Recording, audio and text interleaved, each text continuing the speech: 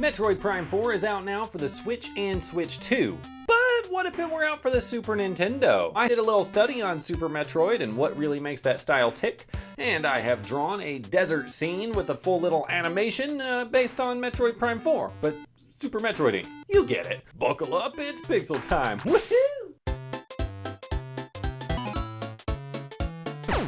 Hey guys, I'm Andrew Robinson of Robinson Pixels. Now, anytime I'm learning a new pixel art style that I haven't really worked with, I like to go in and mess with existing sprites. We got Samus here and a couple of her armors from Super Metroid. First, I just made a copy of the existing armor and started editing it. I wanted it to look like the new suit from the game. Haven't played the game yet, but I believe this suit is called the Viola suit, something like that. It's the one in all the marketing materials, so it's not like this is a spoiler, and there won't be any spoilers in this video. But the basic gist of this edit is to just go through, learn the style, recolor everything that you can, and try and figure out what makes it tick. Once I had that sprite finished, I moved on to the next phase, which was drawing Samus from the side view. Now, in the actual game, she really is that much shorter when she turns to the side. I guess she's like really ready to go. So, made a copy of that and started editing again, mostly a recolor. And once I had that done, I felt like I was ready to really get started and start drawing in the scene, the desert. Now, of course, before I started drawing, I actually wanted to look at Super Metroid style and figure out how they design the environments in that game. Here, let me zoom in on this for you. You can see there's a lot of different styles that they use in the shading in this game. So you've got this dithering pattern right here on this sort of a brick thing. On this metal pipe, they do a more traditional, like straight line style of shading. On these rocks, it's a kind of a random assortment of colors to really just kind of make it into a three-dimensional-ish shape. And since I was drawing a desert, I liked the dithering angle. It's kind of a sandy sort of a texture, and that works for a sandy world. Now you'll see it all appear together at once, and that's because I was drawing it with the tile map editor. I draw in PicSquare on my iPad, but of course Sprite also has tile map editors as well. The sky just kind of pops into place here because I was using the gradient bucket fill that PicSquare has. But once I felt decent about where that was at, I went ahead and started adding in more of those elements into the ground, adding that dithering like I really wanted to make it look a little better. Now, I wasn't quite satisfied with the ground yet right here, but I didn't know exactly what to do to improve it just yet, so I moved on and started filling in the background. I wanted to go with a multi-layered scene, so we'll have some mountainy sort of cliff walls that are close, and then some really big mountains that'll be further away in the distance. And I think these are some fun mountains to be working with. They're real jaggy with some kind of interesting shapes that I wouldn't really expect to see in the background of a desert, and that's part of what makes it so fun. Now, as for actually shading in this mountain, I wanted to try a new approach this time. I was just using a pencil tool with the pencil set to a slightly low opacity and just shading it over and over, almost like I was using a coloring pencil. Now, with that approach, you can end up with like a lot of different colors because every time you're doing a new stroke, you're creating new colors. So it can get really intense pretty quickly.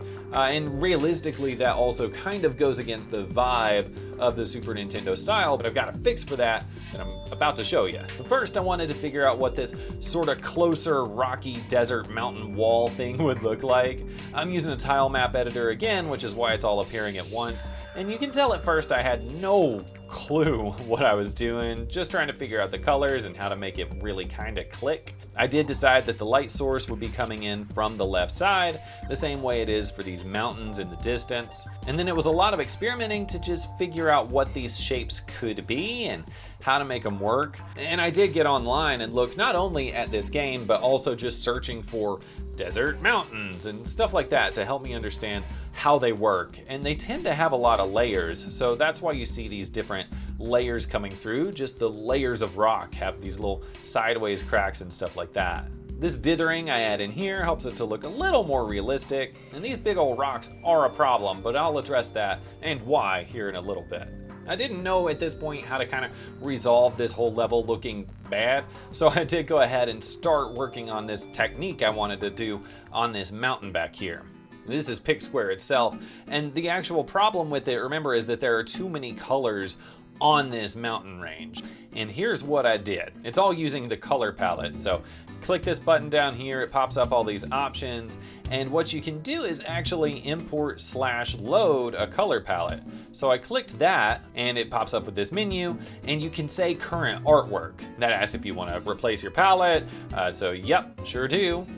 And that creates this palette right here. And you can see there are a ton of colors in this thing, like way too many for it to be within the standard Super Nintendo limits. So you click the options up here, and then you can go down and click color remap. So right now, this is the current color count. There's 254 unique colors, believe it or not, in this mountain range. We don't want that. Cross out that number and type in a new one. And I tested out a few different options, whether it would be 10 or 12 or 15. I don't remember the exact number that I ended up going with, but it was pretty darn low. Of course, that's not like a cheat to make it look great right off the cuff. You still should go in and manually adjust the colors to make it look the way that you want to, which I'll do over the course of the video. Oh, now these rocks. This rock looks like it's really close to the character, but with it being the same color as what's supposed to be kind of a far-ish wall, you can't really understand what you're looking at, so I just took it out. And that makes it look much better just automatically. Of course, I also adjusted the colors a lot, and you can see right here, when I made it a little more bluish purple, that also helps it to look a lot stronger.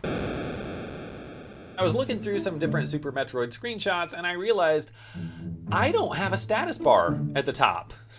That's a problem. The games actually have a status bar right up here, and I've sized this whole stupid thing without a status bar, so that was the next thing to fix. So I drew in a big old chunk where that status bar would go, scooched everything down a notch, and this is actually looking a lot better already. I brought in this screenshot that I stole from the internet. Thank you to whoever I stole this from. But I basically just used that exact status bar up here as my starting point. I filled in this whole section up here. Now, of course, I doubt that we're gonna have the exact same stuff in Prime 4 as in Super Metroid, so I gotta change out these icons.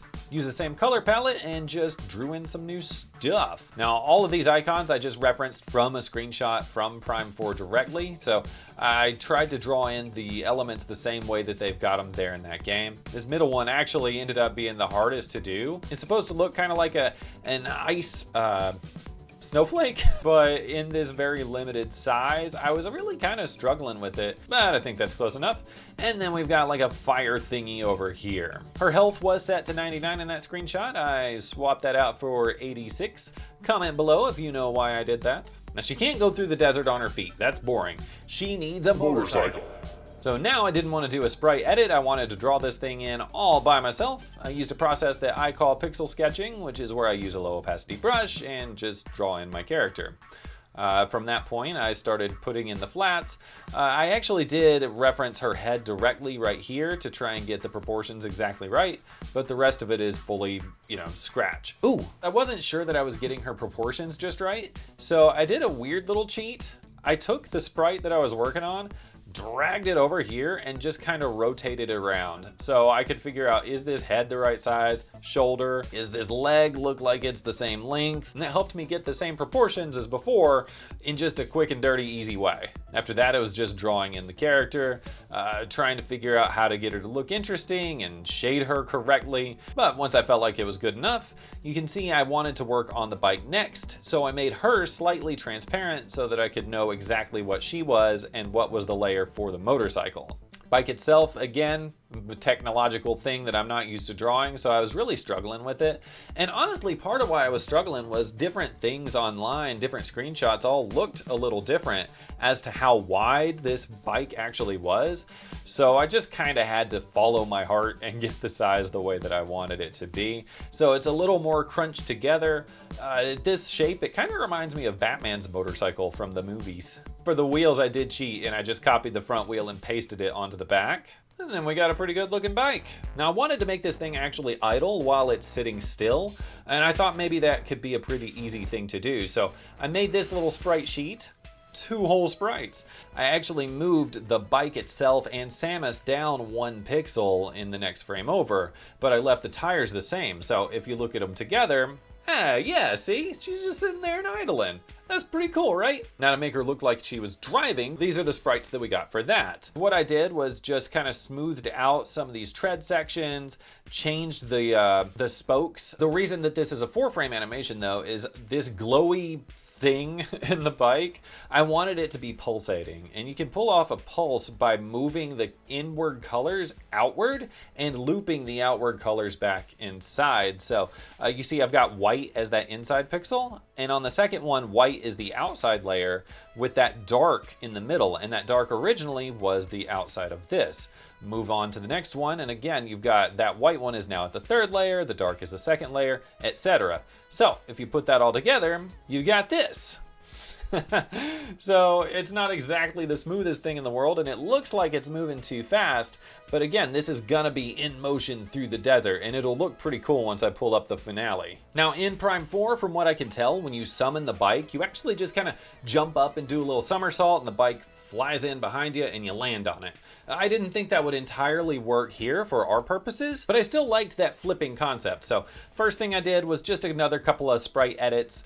These are Samus's jumping and flipping sprites from the game. Her whole flip is just these two sprites repeated and rotated. Now we know that she'll be jumping and flipping and for the bike to appear, but instead of having it actually drive up under her like it does in the game, I wanted it to kind of morph into place. So I created the following sprite sheet.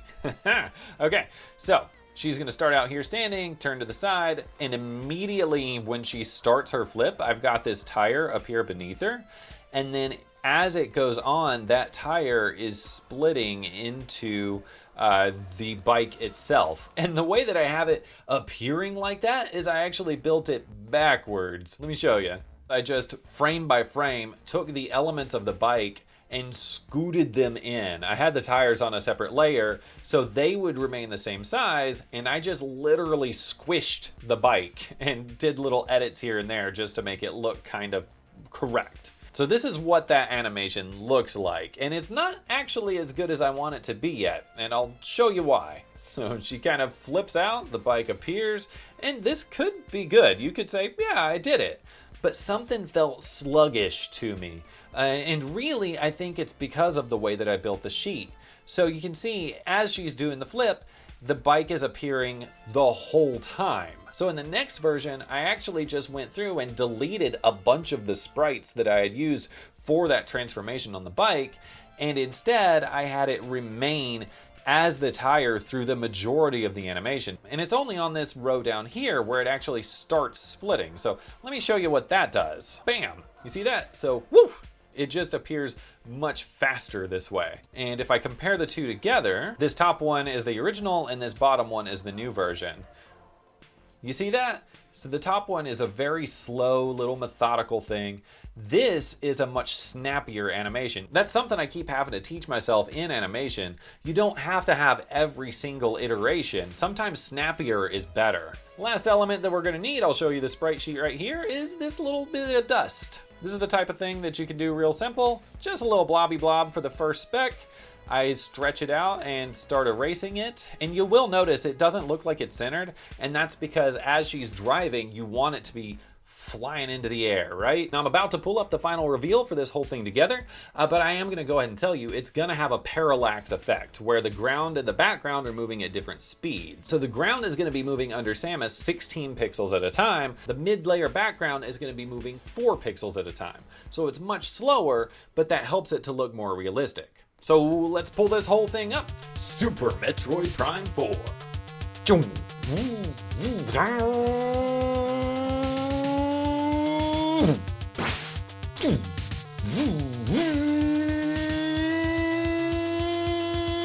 And that's it. I always love drawing video games in different styles and seeing how it could work. Most recently, I actually did a study on Hollow Knight, where I took that game and drew it in a Game Boy style. So if you want to see what that looks like, check out this video right over here and follow along for more pixel practice. I keep having technical difficulties. And I almost pointed at the screen, y'all can't see that. This is one of those awkward times where I don't have much to say, but look, I'm drawing a picture here.